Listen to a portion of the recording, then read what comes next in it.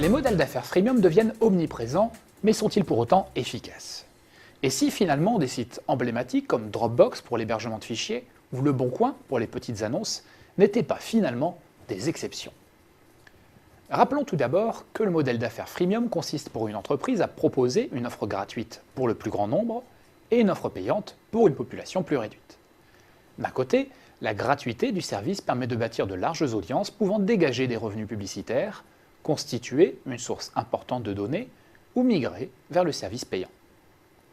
D'un autre côté, le service payant est souvent basé sur l'abonnement, ce qui garantit des sources de revenus relativement stables et prévisibles.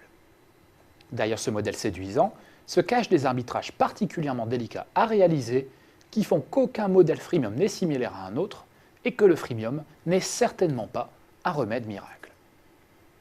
Le spécialiste du sujet, Vinit Kumar de l'université de Harvard, rappelle notamment que la définition des services gratuits et payants est particulièrement délicate. Tout ajustement du curseur provoque du mécontentement et le risque de voir apparaître de nouveaux concurrents. Quand les sites de streaming, comme Deezer, ont introduit des limitations aux services gratuits, ils ont par exemple rencontré une forte opposition de leurs utilisateurs et l'émergence de concurrents, eux, toujours totalement gratuits. Des utilisateurs fort mécontents également quand certains groupes de presse comme Amaury, propriétaire du Parisien et de l'Équipe, ont rendu gratuites des fonctionnalités autrefois payantes de leurs applications mobiles. L'information devenant gratuite, des startups ont alors investi le marché avec des services d'agrégation et de curation des contenus, parfois payants.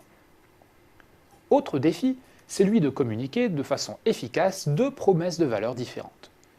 Il est relativement facile de communiquer les bénéfices d'un service freemium basé sur ce que l'on appelle la gratuité contingentée, comme par exemple payer pour plus d'espace de stockage avec Dropbox. Il est en revanche beaucoup plus difficile de faire comprendre les modèles freemium basés sur une montée en gamme, comme par exemple l'accès à plus de fonctionnalités sur LinkedIn.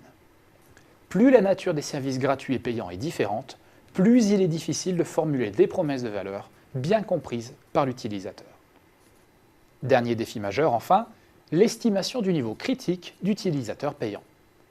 Le taux de conversion en lui-même n'est pas très significatif. Un taux élevé peut être le signe d'une offre gratuite trop faible qui prive l'entreprise de la monétisation de cette audience.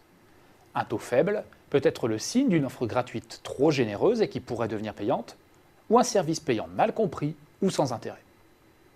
Par ailleurs, le taux de conversion est souvent volatile et rend donc difficile la modélisation de la croissance et des profits. Ceci peut conduire l'entreprise à investir massivement alors même que la monétisation de ses services diminue et donc la placer en grave difficulté financière. Avec les transformations numériques en cours et l'effondrement des coûts marginaux, le modèle freemium a de beaux jours devant lui. Il n'offre toutefois en lui-même aucune garantie de succès.